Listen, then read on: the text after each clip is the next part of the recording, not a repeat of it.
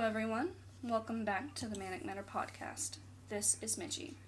So for today's episode, we're going to dive right in and talk about the case of Lacey Fletcher.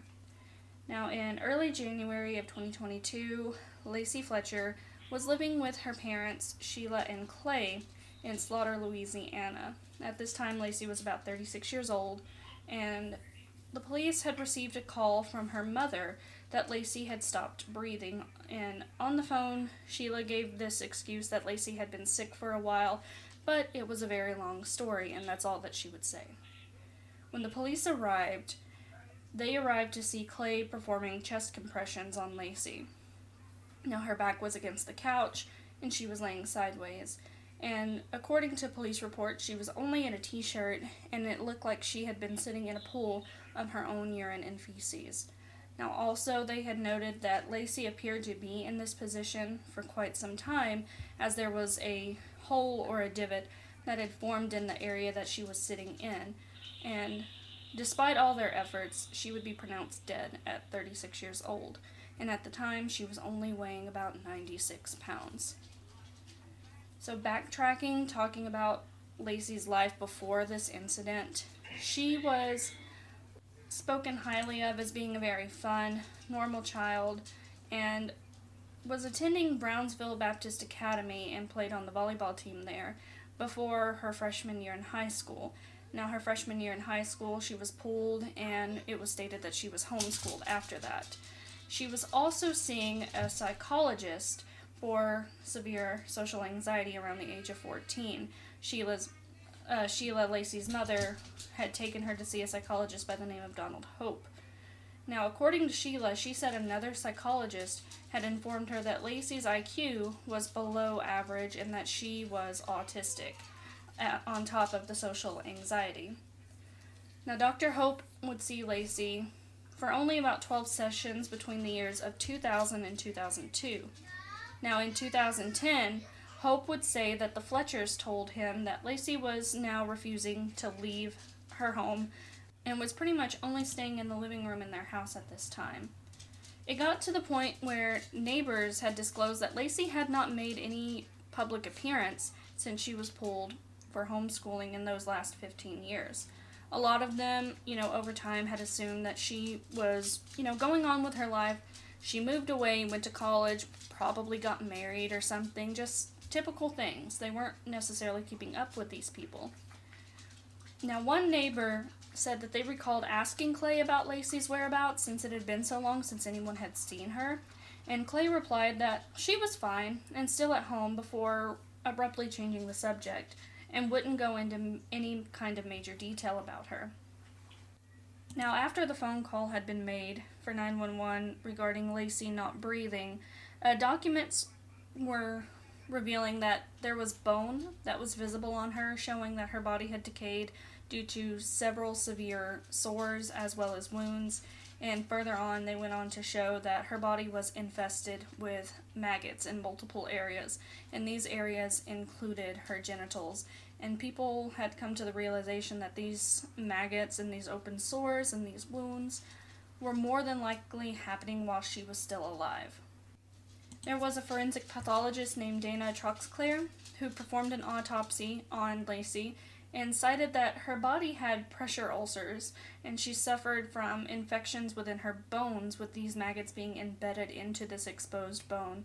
And through this autopsy, they also discovered within these sores that there were fibers that matched the fibers on the couch that she was sitting in.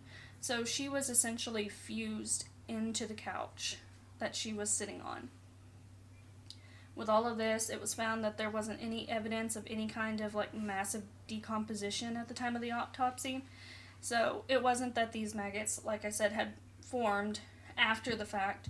Lacey had been alive and they were forming on her due to the state that she was sitting in.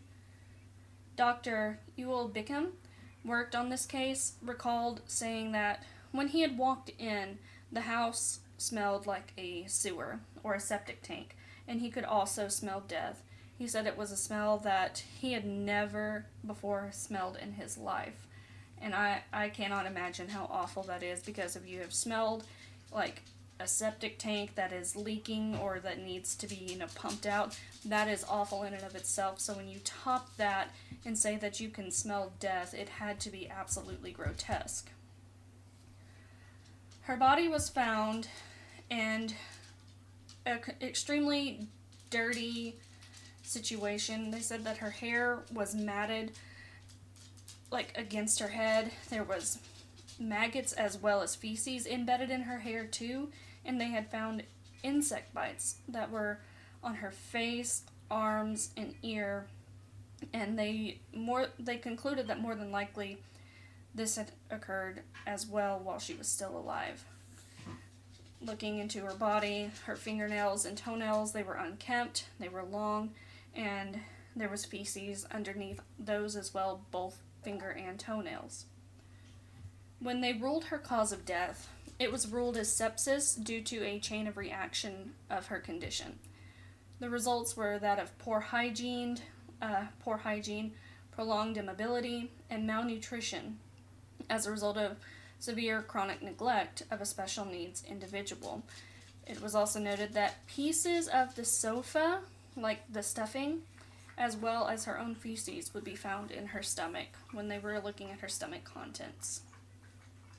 Now, the Fletcher's attorney, Clay and Sheila, made the claim that they never intentionally meant to harm Lacey, and that they loved their daughter to what he said was a fault, because her parents looked into this excuse saying that she didn't want to do it, she didn't want to do anything, didn't want to get up from the couch, so they couldn't make her. They looked into this excuse of what happened to her. The attorneys and parents cited that Lacey had autism, and they said anyone with a handicapped child can tell that these things can happen. As a parent with a special needs child myself, I do want to put in here that even though it can be rough on days, it is never as rough as this. It's just basic hygiene needs that you have to take care of for these children and young adults if they are that incapable. Now, despite Lacey quite literally being melted into the couch into her home, the attorney would go on to say that the parents cared for her on a daily, with Sheila coming home from work on lunch every day to take care of her and eat lunch with Lacey, citing that Lacey would sleep on that couch and her mother would sleep on the couch with her every night, and it doesn't make sense because her stomach content showed pieces of sofa material as well as feces, and if the house smelled as bad as it did, I don't understand how somebody could be living in those conditions. The viewpoint that the parents were essentially trying to paint here is that they were so remorseful about what had happened and that they were quote-unquote blinded by her handicap and did as best as they could to appease it. Now, the Fletchers claim that Lacey just refused to leave the couch or eat when they tried to feed her, which contradicts what the mother said that she would come home at lunch every day to eat with her. It doesn't add up considering before she was 14, she was very active. When she went to school, she was on volleyball. Neighbors and old friends said that she was a fun, active child. So this led to the parents being arrested. Now, Clay and Sheila, despite being arrested, they were released on a $300,000 bond each, both claiming not guilty in July of 2022. Now, a grand jury believed otherwise and indicted both Lacey's parents on second-degree murder in May. Now, they initially were appearing to stand trial in June of 2023, but there was a district judge, Catherine Jones, who dropped the charges after a hearing on May 30th. She cited here that there was a technicality with the wording in the indictment from the jury, and that's why it was dropped. However, the parents were still set to face a second jury trial June 19th, 2023. But as of February 12th of this year, the parents are still pleading a no contest to manslaughter over the death of their daughter. And that is all the information that we have with this case right now. It's still ongoing and pending as far as I can see. So if there is anything that I have missed out, If there's anything that you would like to add on, please feel free to let me know. You can comment on YouTube. You can email me at manicmanorpodcast@gmail.com or reach out on Facebook or Instagram as well with the same handle, Manic Manor Podcast. So thank you guys for listening in to today's episode despite it being very short. I hope that this can boost Lacey's case so she can get the justice that she rightfully deserves. So I hope you all have a wonderful week and stay safe out there, and I will see you in the next episode.